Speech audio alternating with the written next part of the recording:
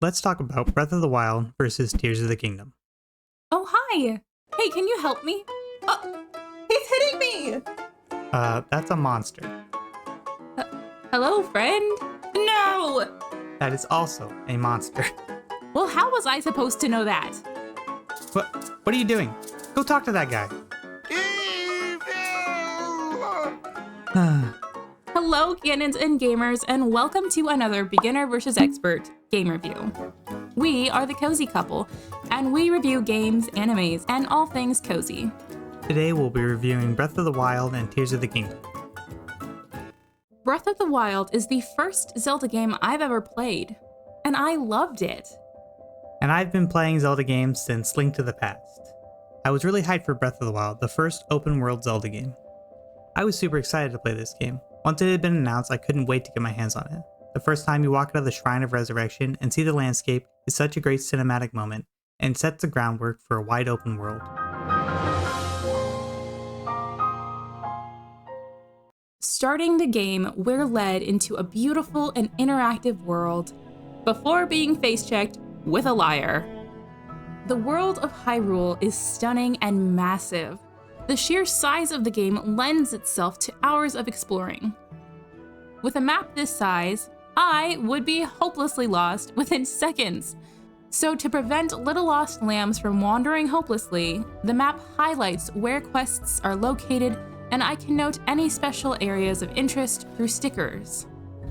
In the world itself, you also have beacons of light you can place down, which are captured alongside the quests on the minimap. The true hero of this game. Allowing the player to mark within the periscope is great, and really allows the "if you can see it, you can go there" feeling. The world has so many details that you can miss very easily.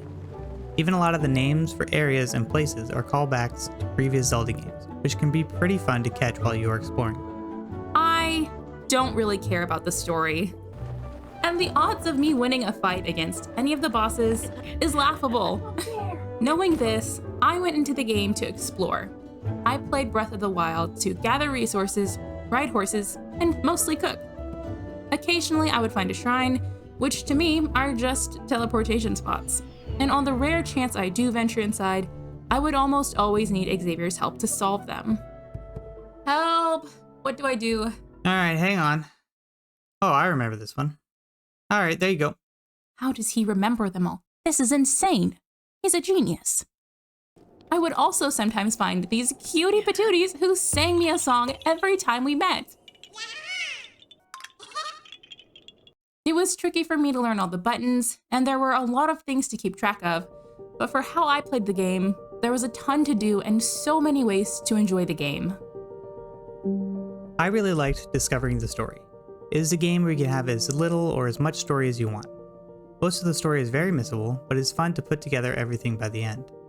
One major thing were the divine beasts. They each had an interesting puzzle in them, but overall felt a little too similar as a concept. I think as a story piece, they make the most sense to be the major dungeons, and I really liked that about them. However, they all consisted of the same process of going in, controlling the beast, and activating 4 control points to unlock the boss. Despite my best intentions, I still faced enemies in this game. What I appreciate is that for almost all the baddies I faced, I was allowed to run away. I hate the jump scares of monsters that pop up when I'm minding my own business, and I don't like that I can't tell what's a monster and what isn't. This could be a me problem. Aside from monstrous enemies, the weather was also a challenge I had to keep track of. Depending on where I was in the game, my little Link couldn't handle the elements. If he was too cold, he needed to be fed a warm snack, and if it was too hot, he would burn to a crisp. Not to mention, simple rain added a challenge by making an impossible task even more impossible. Getting into the swing of things for Tears of the Kingdom was much easier. The intro was fun, and I loved getting to play as a fully fleshed out Link. The power! Aside from that, Tears of the Kingdom wasn't too different from Breath of the Wild based on how I played the game. Although this time, I had more skills. I leveled up my archery and made so many bridges to solve literally all of my problems. And I even got the hang of shrines and realized Xavier didn't memorize every single shrine. Instead, he solved the puzzles by using the tools in the game. Genius! Also, this time around, the Koroks were much more obvious to me, and there were even special Korok quests where tired, lost little Koroks needed help finding their friends. As for the depths, it took me literal months to learn you could jump down one of the scary holes, and once I did, I instantly regretted it and have never been back.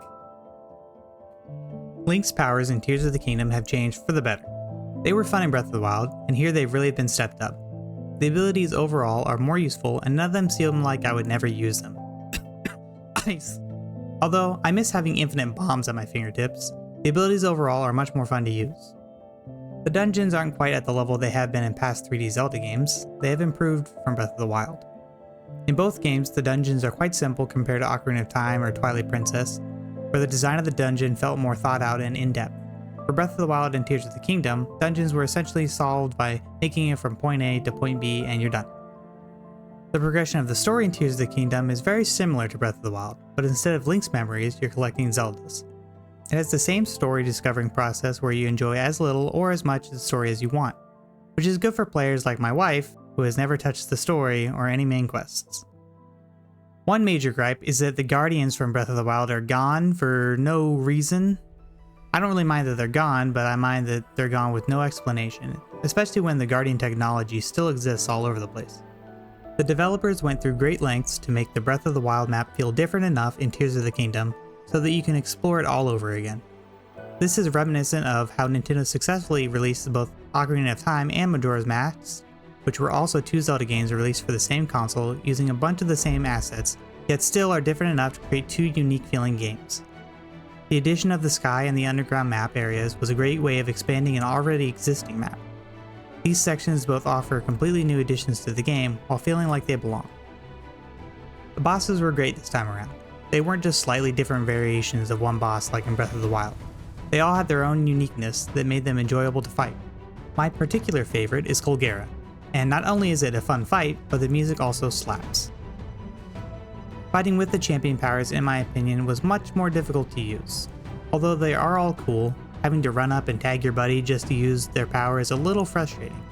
I wish it had been a power select rather than having to interact with the character. I do like that you can run around and fight with your champions. They seem more part of the fight against Ganon than the champions in the last game. And a last small change that I really enjoy was all the outfits they added. I don't want to admit it, but I do like dressing up Link. Overall, both of these games are fantastic. I loved the fast travel and hate the jump scares. For me, the worst part of playing either one of these games is the loading time between teleportations. With symphonic gems of Great Fairy Fountain to Cass's theme, the beautiful soundtrack played a huge role in developing the feel of these games. For such an all-encompassing world, it's highly impressive how tons of quests can be highlighted, sorted by completion, and organized all in a simple manner. My favorite part is exploring and discovering the world and solving the puzzles. My least favorite thing is probably the weapon durability. It is done a little bit better in Tears of the Kingdom, but I still don't like the overall mechanic. I would say both of these games can cater to beginner gamers if you're going in with the mindset of exploring and not necessarily to defeat bosses. These games have it all. Do you want to battle heat stroke while racing around the desert? Play Zelda. Do you want to smash monsters and become the hero of the world? Play Zelda. It has something for everyone. Choosing between Tears of the Kingdom and Breath of the Wild, I honestly prefer Breath of the Wild. It felt much warmer and more enjoyable for me. And I really like Tears of the Kingdom. Going back to Breath of the Wild feels like I'm missing something. I always like to say Tears of the Kingdom is just Breath of the Wild done better. Let us know which Link you prefer. We hope you have the best day. And nap well.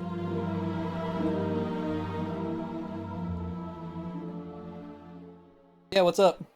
Hey, can you come pick me up? Angela's committing war crimes. Oh yeah, sure, brother. I'll be there in like 20. Thanks, man. You're welcome.